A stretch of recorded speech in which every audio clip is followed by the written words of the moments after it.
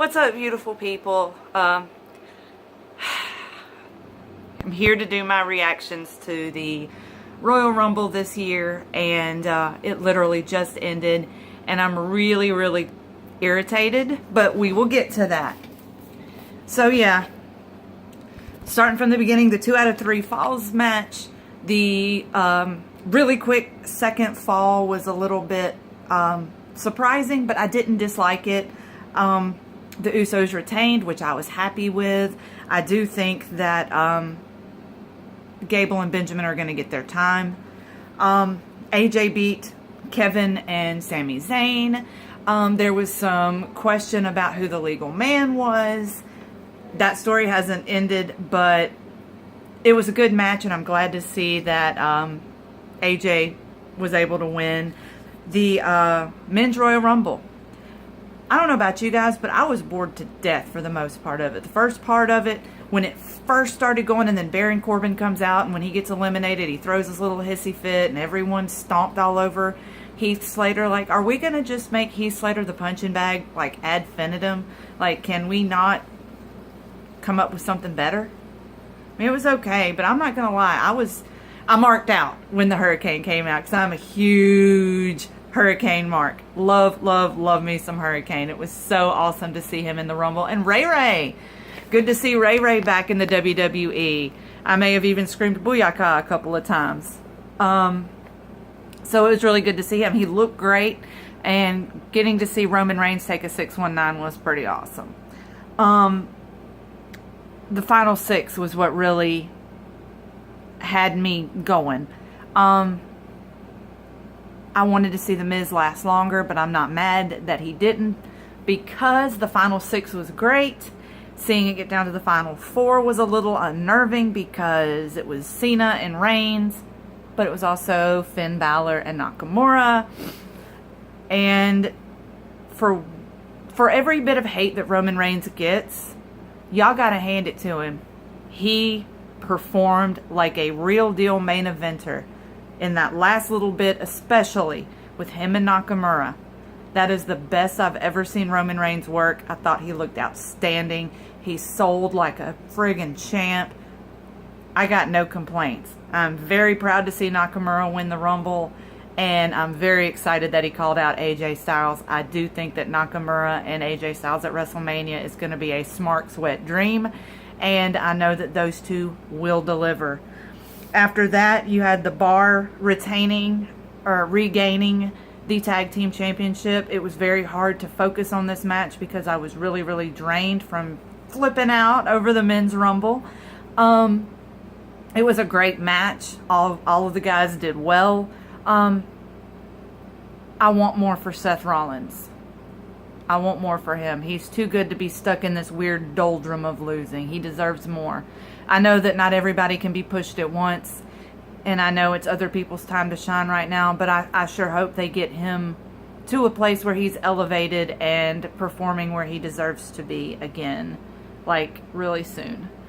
Then there was Brock versus Kane versus Brawny the Strowman, and I called that. Kane was just a body to take a pin. Really good match. Like, Strowman looked amazing. Brock looked amazing. I would like to see these two carry this feud into WrestleMania. They both look good. They work well together, it seems like. I would like to see this carry on. I think Strowman versus Lesnar at the next WrestleMania could very well be like a passing the torch moment. And I think Strowman is deserving of it. I think he'd be an excellent main event beast type.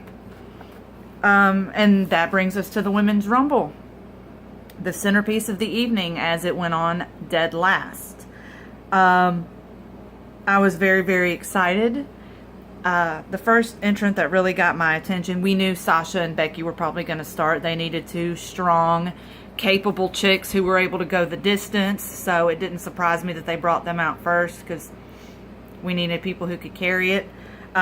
Kyrie dropping those savage level elbow drops, amazing. She looked awesome. I'd like to see her more active and signed and in the division. I marked the frig out for a lot of our women returns. Lita looked amazing. Got to do Twist of Fates, which I had to say, like, I guess now that he's woken Matt Hardy, did they speak backstage? Weird. But she did get to do her moonsault, which was awesome. It was really cool to see her get her shit in, as they say. Tori Wilson, bless her heart. She was never a wrestler, but she looked good. Dana Brooke coming out looking like she had just literally rubbed friggin' Botox all over her face. Girl, stop with the injections. That's not a good look. You literally look like there's just a layer of like botulism and fillers between like layers of your skin.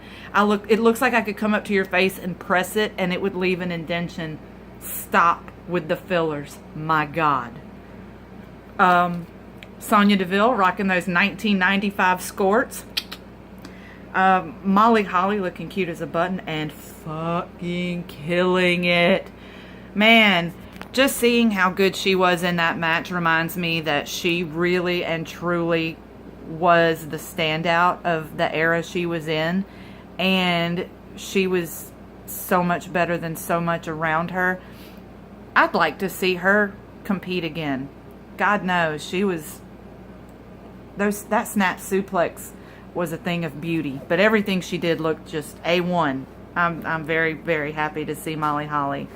Michelle McCool looking like $1,000,000. I've always loved her entrance with the back to the camera and the arms open and flipping the hood back. And she's always had a great look and a great style. And she looks good in the ring. And it was good to see her in there with some real deal competitors, because she kind of ran the roost during that bikini model era when just about everybody sucked. So it was good to see her going toe to toe with like legit female wrestlers. Vicky Guerrero, God bless her. She is the queen of getting heat on herself, and at the same time she is the queen of getting her comeuppance. God knows. She was a great comedy spot, and it was perfect timing. Then there was that awkward botch with Carmella and Becky where neither one of them seemed to either communicate to the other. My money is on Carmella being the one who screwed it up, but you never know.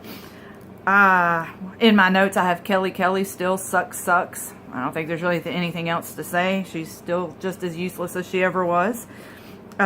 Naomi, my God. She is such an athlete and she is so graceful. But her moves are all just so not believable. This weird toe touch butt thing she does is not believable. The rapid fire kicks are not believable. She's so limber and she's so graceful.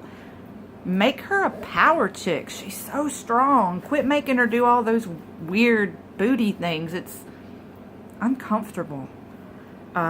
We got to see Jacqueline, who is just a badass. There's just no two ways about it. Beth Phoenix coming back, and we got to see a little mini Divas of Doom reunion, only for Natty to turn on her. But going off kayfabe for a minute, you know that's just her putting her girl over, so I'm not mad about it. Mick James. Lord, girl. I don't know what you were wearing, but yep. Now finally, did I call it or did I call it? Useless Nikki Bella coming back like she runs the place. And of course, to end it out, we got Trish. That almost took the sting of having to deal with the useless Bellas again, but it didn't.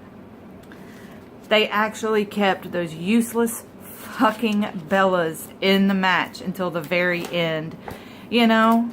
And all I could say was, thank God Ronda Rousey wasn't in the Rumble. And I'm so excited that Asuka shut down useless Nikki Bella Dashian, only for her entire moment and her spotlight to be stolen by Ronda Rousey, who walks out like she owns the place, high-fiving and posing, and then very awkwardly, like 3 different times, points to the Royal Rumble sign, or the WrestleMania sign, like, yeah, we know it's in New Orleans, buy a ticket. So, even though the 3 most powerful women in the women's division were there in the middle of the ring and we were going to get to see who Asuka wanted to face at Mania. No. Instead, the WWE decided to tell the women who work 300 days a year for them, busting their asses, taking bumps, doing interviews, doing media, sitting in makeup chairs, bandaging scrapes, dealing with bumps and sprains, dealing with time away from family and friends, sacrificing for their company. WWE told them, well, y'all don't really matter. We're going to give the spotlight to Ronda, who has only really proven herself being good at getting the dog shit kicked out of her. I don't understand why they did it. It was a waste of time. And it, for me, was the equivalent of spitting in the face of all of those women who bust their asses day in and day out. So for me, it just kind of felt like, even though this Rumble, the women's Rumble, was, in my opinion, better than the men's tonight. It was outstanding. Those women put on a show. And I am so excited for them because they all should be very proud of themselves. But giving so much time and shine to the Bellas and then to Ronda Rousey, I called it though. It's like WWE just can't help but spit in the face of the women who work hardest for them. Apparently in WWE, it doesn't matter how good you are. You better bed down a champion. So one of you girls better shack up with Finn Balor. One of you girls better mess with AJ Styles behind his wife's back, or else you're just never going to get a push, apparently. So, yeah. I don't know. I'm irritated.